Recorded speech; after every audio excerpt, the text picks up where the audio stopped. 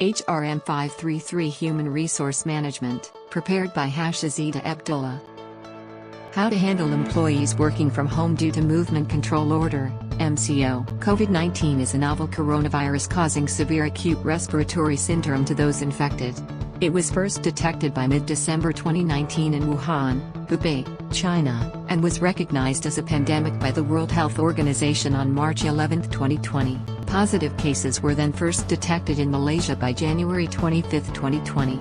Following the escalation of positive cases confirmed, the Malaysian government announced on March 16, 2020 that a partial nationwide lockdown, known as the Movement Control Order or MCO, will be implemented from March 18 to August 31, 2020 to break the chain of COVID-19 Under spread. MCO, all mass gatherings in March, April and May 2020 were to be postponed to prevent possible transmission of COVID-19. This also stipulated that all assembly activities, courses, briefings and meetings are postponed or conducted online to limit exposure. Essential services sectors like health sector, enforcement, public transportation and food industries were permitted to continue with several adjustments to adhere to the health officials' advice. As for non-essential services, the business is still running despite the lockdown implementation, as both public and private sectors had introduced working from home or WFH. This method allows employees to do their jobs at the safety of their home. To ensure that businesses were run smoothly, it is important for a company to handle their employees and disseminate proper information in a clear and concise manner so that the employees remain calm and perform their jobs well. Communication is the key in handling employee crises during work from home. Some of the effective ways of communicating with employees are: be proactive, always plan for emergencies and be proactive in managing them. It is sensible to be prepared in a way that the business doesn't suffer a loss nor go into a downward spiral when a crisis occurs. Get a team together. During the planning phase for a crisis, identify the potential employees who will be in the crisis management team. These people should be proactive and well informed of what to do when disaster strikes. Don't expect employees to come to you. Immediately arrange a notification system whereby you can reach your employees effectively to disseminate accurate information and guidance while they work from home. Don't put up roadblocks. Trying to make the employees stop communicating through social platforms during crises is futile. Social media regularly disseminates thousands of fake news and rumors in the guise of information.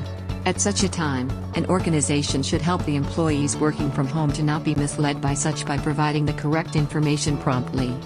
Act fast and provide accurate information. Speed is the key when it comes to crisis communications.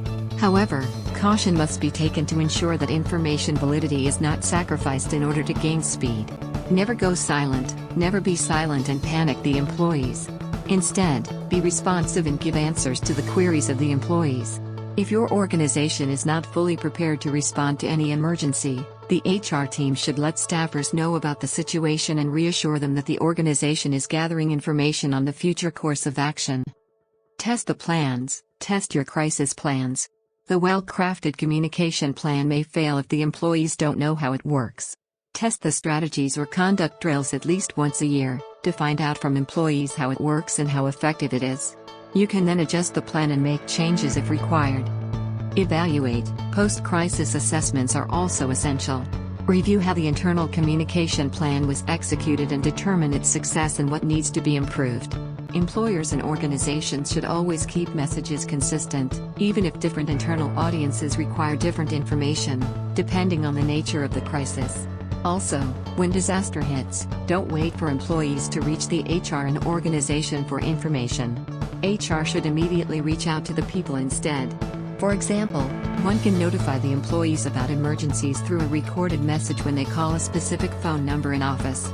Also, one can regularly send notifications to affected employees through phone, email and text to make them become aware and well informed. There are many ways an organization and HR team can deliver effective crisis communications to its employees, such as: have a standby statement ready. Make your employees be aware of the situation and let them know when you are gathering information so that they are assured their workplace is doing their bit.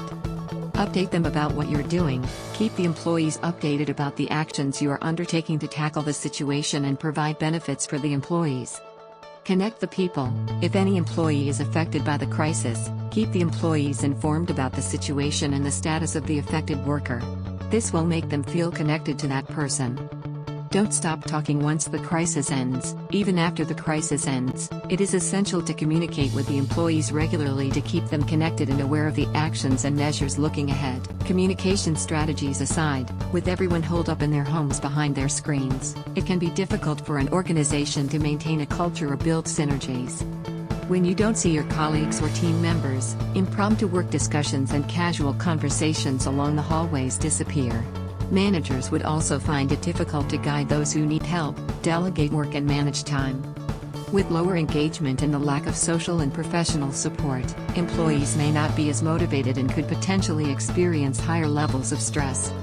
So how can you continue to keep your people engaged, motivated and productive? Here are 4 tips to keep your remote workers engaged, such as 1. Create a digital social community. Use digital social platforms like the Google Community or Work by Facebook as a shared space for employees to interact with each other.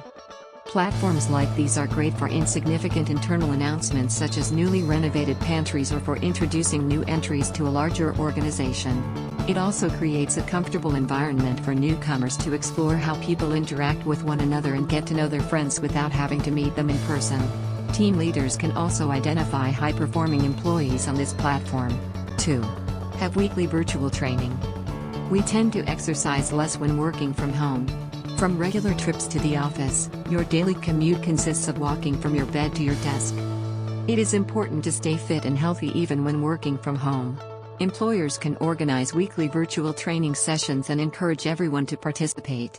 You can involve a fitness coach to lead weekly workouts, or broadcast ad-free YouTube videos to your employees to follow. To encourage more people to join, do this exercise in just 20 minutes and with exercises that require no equipment.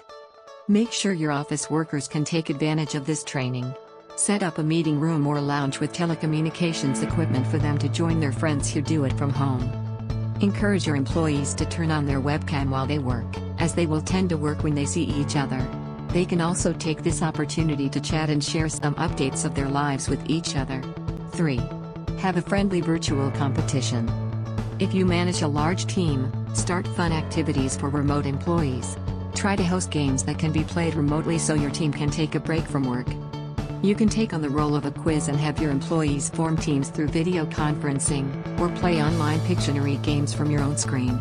These activities help enhance collaboration and creativity within the team.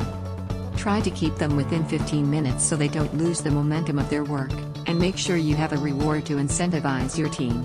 4. Invite them for lunch or a virtual drink. Working from home doesn't mean you can't eat or drink together. As we live in a world filled with negative news, it is important to have a positive attitude in our own lives. Keep in mind that this is not a work meeting. Implement rules that work discussions are not allowed at lunchtime. Instead, suggest topics of conversation such as the latest television series to watch on Netflix or a new album released on Spotify. If you find many offers at restaurants or retail, a virtual lunch is the perfect time to share them. Send calendar invitations at least a day in advance to invite your friends to lunch or virtual drinks. Your employees will also be encouraged to showcase their cooking skills as well as share their cultural food backgrounds. This session should also be optional, as some employees may have a tighter deadline for haste. When team managers implement these activities, you'll also be able to build better rapport with your employees and understand them a little better beyond their work emails and messages. It is also a good time to check in regularly with your team about how they are dealing with their physical and mental health during these unprecedented times. You can take the opportunity to remind them that they are not alone, and encourage them to participate in these online activities to surround themselves with positive energy. In conclusion, remote working or work from home will be a norm in the future, and there is no better time to start trying out what works and what doesn't within this COVID-19 era.